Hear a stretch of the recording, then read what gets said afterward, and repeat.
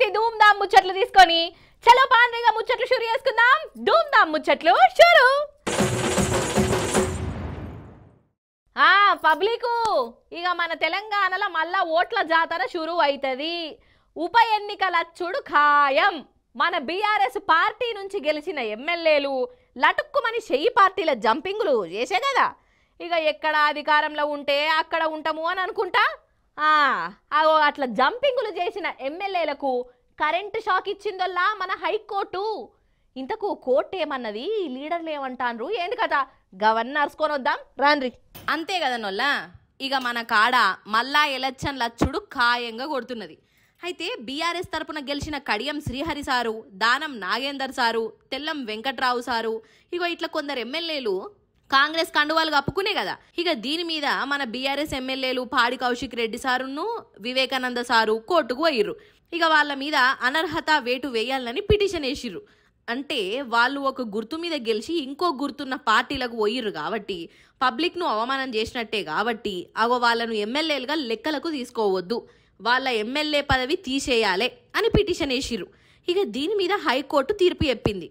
దానం నాగేంద్ర గారు, తెల్లం వెంకట్రావు గారు, కడియం శ్రీహరి మీద ఏదైతే disqualified petition BRS legislation file చేసినారో దాని మీద స్పీకర్ గారు నిర్ణయం తీసుకోవడాన్ని తప్పుపడుతూ ముగ్గురు ఎమ్మెల్యేలు ఎవరైతే డిస్క్వాలిఫై పిటిషన్ వాళ్ళు హైకోర్టును అప్రోచ్ చేయడం జరిగింది. సుదీర్ఘ వర్గం తర్వాత హైకోర్టు ఇన్ని రోజుల తర్వాత కూడా ఇంకా డిస్క్వాలిఫికేషన్ ఎటువంటి నిర్ణయం తీసుకోవడాన్ని తప్పుపట్టింది స్పీకర్ గారు. తప్పకుండా స్పీకర్ యొక్క కార్యాలయం ఈ డిస్క్వాలిఫై పిటిషన్స్ స్పీకర్ ముందు పెట్టాలి ఇమీడియట్ గాని. స్పీకర్ కూడా ఈ యొక్క డిస్క్వాలిఫై పిటిషన్ మీద 4 వారాల్లో తన యొక్క షెడ్యూల్ ప్రకటించాలి. ఒక పార్టీలో గెలిచి ఇంకో పార్టీలకు పోయినోళ్ల మీద చర్యలు తీసుకోవాలని స్పీకర్ ఆఫీసుకు ఆర్డర్ వేసింది.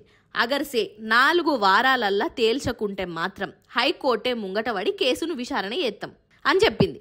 కాబట్టి స్పీకర్ సారు ఇక వీళ్ళ మీద చర్యలు గిర్యలు తీసుకోవాల్సిందే, ఎమ్మెల్యే పదవులను ఊస్ట్ చేయవలసి ఉంటుంది. అంతే కదా మరి.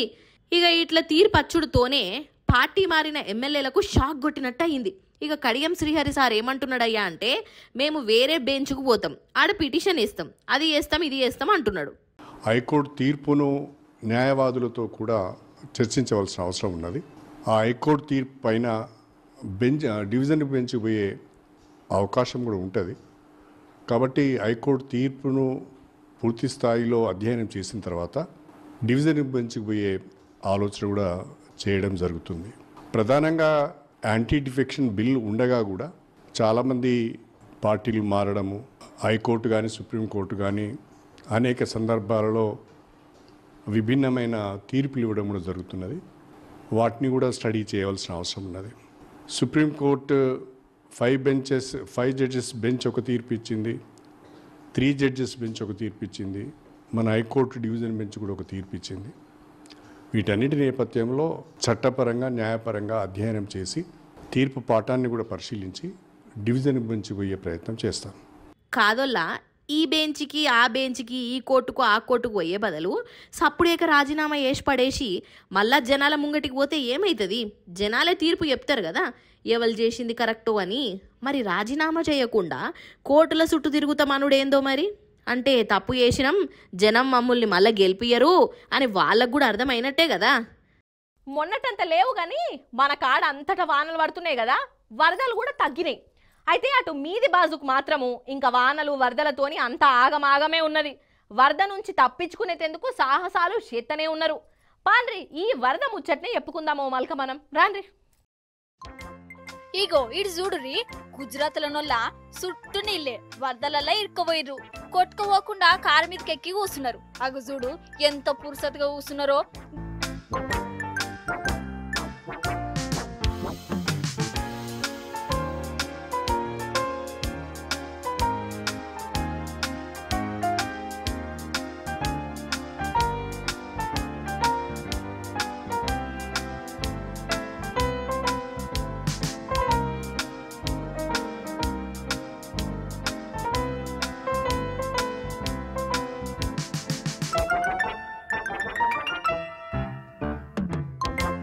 అన్ననేమో మంచిగా ఫోన్ చూసుకుంటున్నాడు, ఈ అక్కనేమో మాట ముచ్చట పెడుతుంది.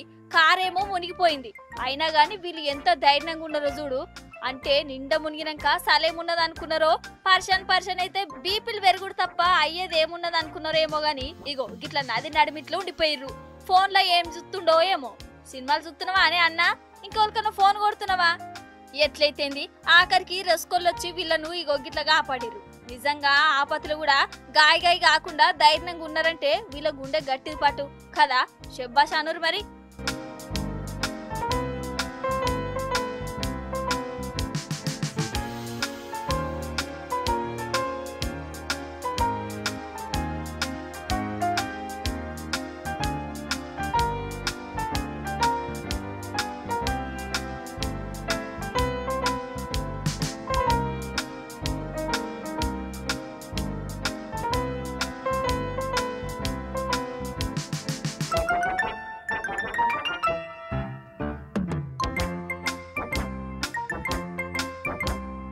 ఇంకో దిక్కు మన ఆదిలాబాద్ జిల్లా పెండల్వాడల రైతులు వరదలిరుక్కుపోయారు. ఎడ్ల బండ్లతోని వాగు దాటే ఉపాయం చేసిరు. కానీ వరద నీళ్లు ఒక్కసారిగా వచ్చినాయి. ఎడ్ల బండ్లు మునిగిపోయినాయి. రైతులు కొట్టుకుపోయారు. ఇక ఆఫీసర్లు వాళ్ళు వీళ్ళొచ్చి కాపాడిరు. గిట్లా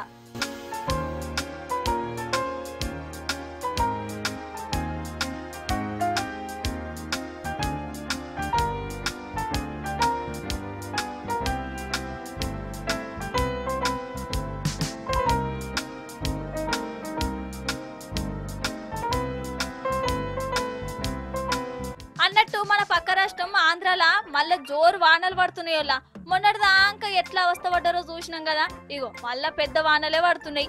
అక్కడ జనాలు డక్కు అవుతుర్రు. ఇగో జోరు వానలు మీది బాదుకు వరదలతోని మన ప్రాజెక్టులు నీళ్లతోని నిండిపోయినాయి. గేట్లెత్తి వరద నీళ్లను బయటకు పంపుతుర్రు. బంగాళాఖాతంలా పెద్ద వాయుగుండం ఉన్నదట. ఈ వాయుగుండం చేయబట్టి 3 ఒద్దులు పెద్ద వానలు పడతాయని వాతావరణ శాఖలు చెప్తురు. జర పైలం మరి. అంతటా వినాయకుని పండగ ధూమ్ ధామ్ గా నడుస్తున్నది కదా నొల్ల. నిమజ్జనం దాకా ప్రతి ఊరు ప్రతి వాడల పండగే పండగ పోండ్రి. గణేశుని పూజలు పాటలు ఆటలు ప్రసాదాలు ఆ సంబరమే అలాగుంటది కదా. అసలైతే వినాయకుడిని నిలబెట్టుడు ఒగెత్తైతే మా వినాయకుడే మంచిగున్నాడు, మా వినాయకుడే పెద్దగున్నాడు, మా వినాయకుడే వెరైటీగా ఉన్నాడు అని ఒకరికొకరు చెప్పుకుంటా మురిసి ముప్పందం అవుతుంటారు కదా. పాండ్రి మరి ఇయ్యాల మన కాడికి వెరైటీ వినాయకులు వచ్చిర్రు. వాళ్ళను ఓ మల్క చూసేసి దర్శనం చేసుకొని మళ్ళొద్దాం రాండ్రి. జై బోలో గణేష్ మహారాజ్కి. వరెవ్వా అగ చూడుర్రొల్లా తీరొక్క వినాయకులు తీరొక్క అవతారాలు. కవర సిద్ధి వినాయక జయ జయ శుభకర వినాయక శ్రీకాణి పాకవర సిద్ధి వినాయక. హగో మహబూబాబాద్ లో చూడురొల్ల ఈ వినాయకుణ్ణి ఆవు పేడతోని తయారు చేసిన గణపతిని నిలబెట్టిరు. ఇటు నాగర్ కర్నూలు జిల్లా అచ్చంపేటలనైతే ఈ గణపతి కుండలు తయారు చేస్తున్నాడోల్లా. అగో కుమ్మర సంగపోళ్ళు వెరైటీగా పెట్టిన గణేశుడు ఇక ఈ తీర్ల భక్తులకు దీవెనహారతులు ఇస్తున్నాడు.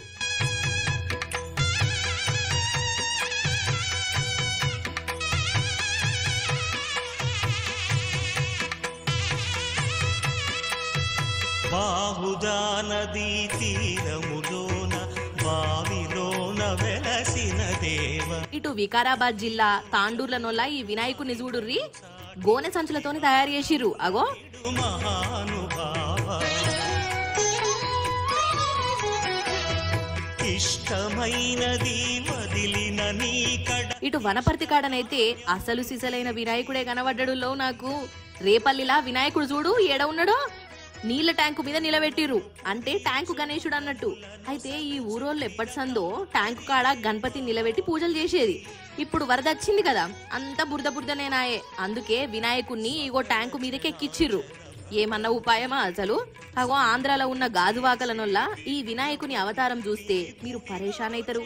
అగ చూస్తాన్రా నొల్ల బెల్లం వినాయకుడులో 20,000 కిలోల బెల్లంతోని 2 నెలలు కష్టపడి ఈ వినాయకుని తయారు చేసిర్రట. అసలు ఏమన్నా కనబడుతున్నదా? అసలు ఈ బెల్లం వినాయకుడు అయితే సూపర్ ఉన్నాడు కదా. ఇగో ఇట్లా వెరైటీ వినాయకులతోని మన గణేష్ మండపాలు కలకలలాడుతున్నాయిలో.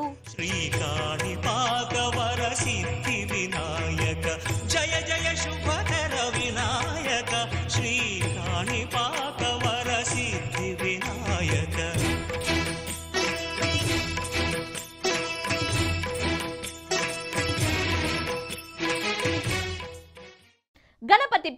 మోరియా తాజా లడ్డు చోరియా.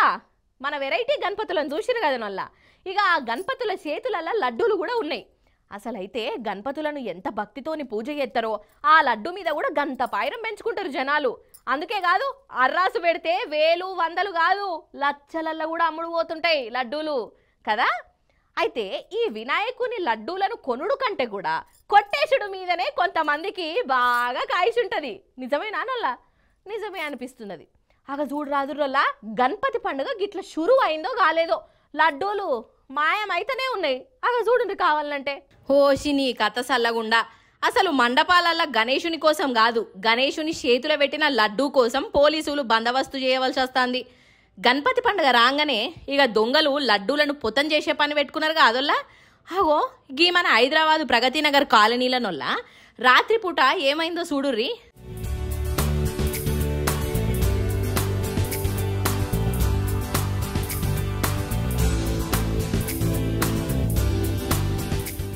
అటుకేలి ఒకడత్తాండ మెల్లగా పిల్లి లెక్క. అబ్బరే బిడ్డ, వినాయకుని లడ్డూనే ఎత్తుకుపోయిండు. ఏం చేస్తావురా వారి నువ్వు దాన్ని? ఇక ఇటు మేడ్చల్ జిల్లా కీసరల కూడా నొల్ల అద్దమ్మ రాత్రి ఒక బ్యాచ్ వచ్చింది. వాడకట్టుకు పెట్టిన వినాయకుని కాడికి పోయిర్రు. అటు ఇటు చూసిర్రు. కథమిగా లడ్డుని ఎత్తుకపోయి పరారు. వీళ్ళ చేతులకు జట్టలు ఉట్ట దేవుని లడ్డు ఎత్తుకపోవుడేందో వీళ్ళు.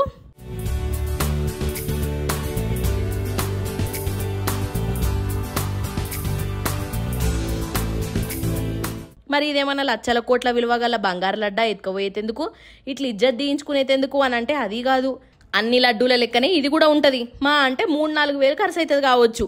గివిటి కోసమే రాత్రంతా నిద్ర ఖరాబ్ చేసుకొని ఒక ప్లానింగులు గీనింగులు వేసుకొని మరీ లడ్డూల దొంగతనాలు చేస్తాండ్రు.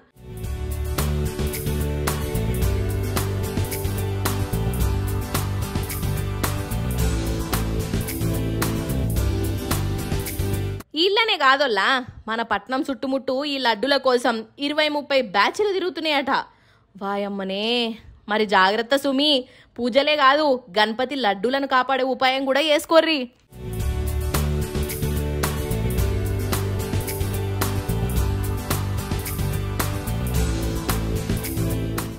ఏ మాట కా మాటేనోల్లా, ఫ్రీ అన్న మాట వినబడితే చాలు కొందరు ఎంత దిల్కుష్ అవుతారంటే అసలు ఆ ఫ్రీగా వచ్చేదాన్ని తీసుకునేదాకా నిద్ర ఓరమ్మా. అవసరమైతే అంగీలు చింపుకుంటారు, దమాకులు ఖరాబ్ చేసుకుంటారు, లొల్లులు జౌడాలు పెట్టుకుంటారు, ఆఖరికి లాఠీ చార్జీల దెబ్బలు కూడా తింటారు. అట్లుంటది మరి పుక్కిడికొచ్చే సొమ్ము మీద పాయిరం అంటే. ఇప్పుడు గిట్లెత్తుకంటున్నా అని అంటారా? ఎందుకో చెప్తా గానీ పాండ్రి నా ఎంబడి. అసలు జనాలు ఎట్లుంటుర్రంటే పుక్కడికి ఏదొచ్చినా సరే ఉత్తగెందుకు ఇడిచిపెట్టాలన్నట్లే ఉంటారోల్లా. అయితే నల్గొండ జిల్లా మిర్యాలగూడల పాల ట్యాంకర్ బోల్తబడ్డది. ఇక ఇంకేమున్నది, డ్రైవర్ కు దెబ్బలు దాకి ఆయన తన్లాటలు ఆయన ఉంటే జనం తన్లాటలా జనం ఉన్నారోల్లా.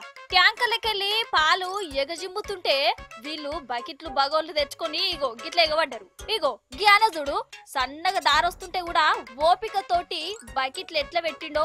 ఓ గడ్డపార అందుకొని పొడవకపోయినవే పెద్దనా, కళ్ళు మూసి తెరిచి అంతల్నే నిండిపోవు. ఇగో వీళ్ళు చూడు చెంబులు బగోళ్ళు సాలయని బకెట్లే తెచ్చుకొని ముంగడ పెడుతుర్రు. మిర్యాలగూడ బైపాస్ రోడ్ అంతా గిట్లా ఆగమాగం అడిబడివా అయిందల్లా. రోడ్ అంతా ట్రాఫిక్ జామ్ అయింది.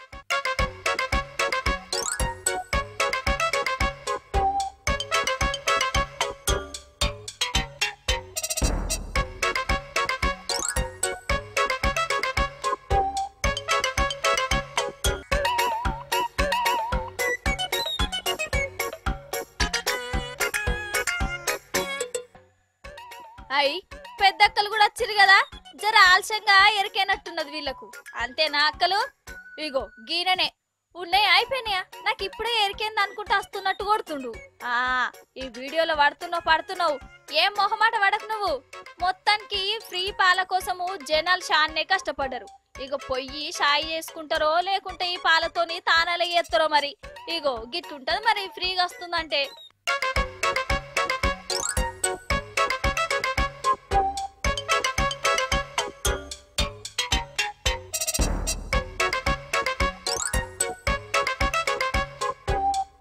ఇట్లున్నదా?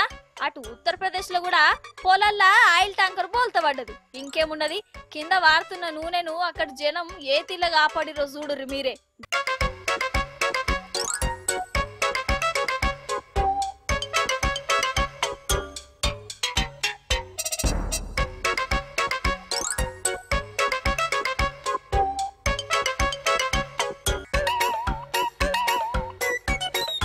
డ్రైవర్ ఎట్లుంటేంది, క్లీనర్ కు దెబ్బలు తాకుతేంది, మనకు ట్యాంకర్లు ఉన్న నూనె పాలు ఇవే ముఖ్యమాయే. ఇవి పట్టుకోవడే ఇంపార్టెంట్ అయ్యే మనకు.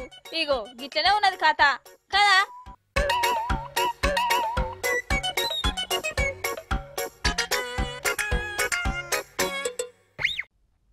నిజం చెప్పుండ్రి మీరే, మన కేసీఆర్ సారు పాలనలా పోలీసులు అంటే ఎట్లుండేనోళ్ళ?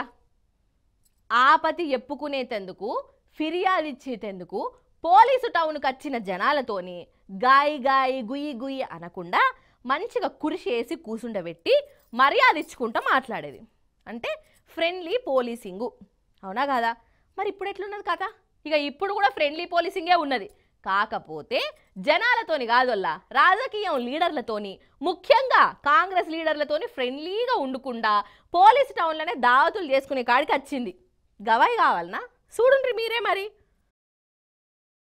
షై పార్టీ ప్రభుత్వం వచ్చినాక అసలు ఏమన్నా ఫ్రెండ్లీ పోలీసింగ్ అయిందా అనొల్ల? అసలు ఎట్లా అంటారా? ఇగో ఈ సీన్ చూడుర్రి మీరే. సంగారెడ్డి జిల్లా వట్పల్లి పోలీస్ టౌన్లా జోరుదారుగా బర్త్డే దావత్ చేసుకున్నారోళ్ళ. ఇంతకు బర్త్డే ఎవరిదబ్బా అని అంటారా? కాంగ్రెస్ పార్టీ మండలం అధ్యక్షుందట. ఇక ఇంకేమున్నది, కాంగ్రెస్ పార్టీ బర్త్డే అయితే ఇగో ఈడ పోలీసులు స్వీట్ ముక్కలు పంచుకున్నారు. ఎస్ఐ లక్ష్మయ్య సారు దగ్గరుండి కేకు కడిగేయించి అందరికి దావత్ కూడా ఇచ్చిండట. అసలు ఏమన్నా ఫ్రెండ్లీ పోలీసింగా, ఏమన్నా అరుసుకునుడా కదా? ఇక సారు వారి బర్త్డే దావతు సోషల్ మీడియాలో గిర్ర గిర్ర తిరిగిందోల్లా. జనాలు 4 జోపిర్రు. సాదాసీదా జనాలు వస్తే రుబాబుగా మాట్లాడే పోలీసులు షెయి పార్టీ లీడర్లకైతే మాత్రం పోలీస్ టౌన్లోనే దుకాణం పెడతారా అని 4 జోకిర్రు. ఇక లాస్ట్కు ఎస్ఐ సార్ను ట్రాన్స్ఫర్ చేసిర్రట పెద్ద సార్లు. అసలు ఏమన్నున్నదా నల్ల ఫ్రెండ్లీ పోలీసింగ్ ఇప్పుడు మన తానా? హనుమంతుని బలము హనుమంతునికే తెలియదంటారు, అంతే కదా? అట్లనే మన ఆడపిల్లలకున్న బలం మనకే తెలియదల్లా. జనం కూడా అయ్యో ఆడపొల్లా పాపం ఉత్తగానే భయపడుతుంది, ఏం బలం ఉంటుంది, బెంగటిల్లుతుంది అని అనుకుంటా ఇంకా బెదరగొడుతుంటారు. కానీ అసలు నన్ను అడిగితే ఆడోళ్ళకున్న బలము ఎవ్వరికి ఉండదు కాక ఉండదల్లా. కాకపోతే ఆ బలం అంతా ఆపత వచ్చినప్పుడే బయటపడుతుంది. ఇగో ఒక బుజ్జవ్వ బలం చూడుండ్రల్లా మీరే. గీ రోడ్డు మీద చూడుర్రలా చీకటి పడ్డది, 7 దాటింది. గీ రోడ్డు పక్క పొంటి గీ అన్న బండి మీద కూసోని ఎవరితోనో మాట ముచ్చట పెట్టుకుంటుండు. ఏం జాతీయ అంతర్జాతీయ ముచ్చట్లో మరి. బస్సులు కాళ్ళు రోడ్డు మీదకెళ్ళి పోతూనే ఉన్నాయి, ఎవరు బిజీ వాళ్ళది. అంతల్నే అటుకెళ్ళున్న గీ అక్క ఇటు దిక్కు వచ్చేదందుకు రోడ్డు దాటి ఉపాయం చేస్తుంది. అంతల్నే ఏమైందంటే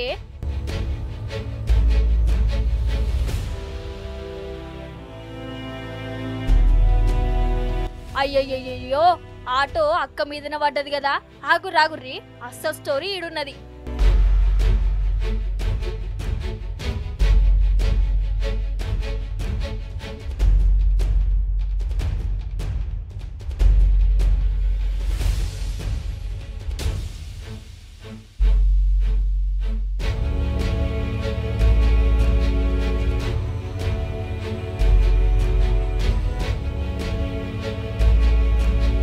వరెవ్వా చూసినవా గీ బుజ్జవ్వ ఆ మాంత మాటను ఎట్లా లావట్టిందో. చంద్రముఖి డేకోల మంచాన్ని ఒక్క చేతోని లావట్టినట్టే బలమంతా తీసి లావట్టింది, పిల్లని కాపాడింది అన్నట్లు. ఆట కింద పడ్డామే ఈ బుజ్జవ్వ తల్లే. అంటే తల్లిని కాపాడుకునేందుకు లేని బలమంతా గూడగలుపుకొని ఇట్లా ఆటోను మీదికి లావట్టింది. అసలు గింత బలం ఉన్నదని ఆమెకే తెలియదు, ఆమెకేంది ఎవ్వరికి తెలియదు. కానీ తల్లి మీద ఉన్న పాయిరం, తల్లిని కాపాడుకోవాలన్న తన్లాట ఆమెకు ఇంత బలమిచ్చింది, అంతే కదా నొల్లా? నిజంగా ఈ బుజ్జవ్వను షెబ్బాష్ అని తీరాల్సిందే. ఒక్కతే ఆటోను లావట్టుడంటే చిన్న ముచ్చట్నా?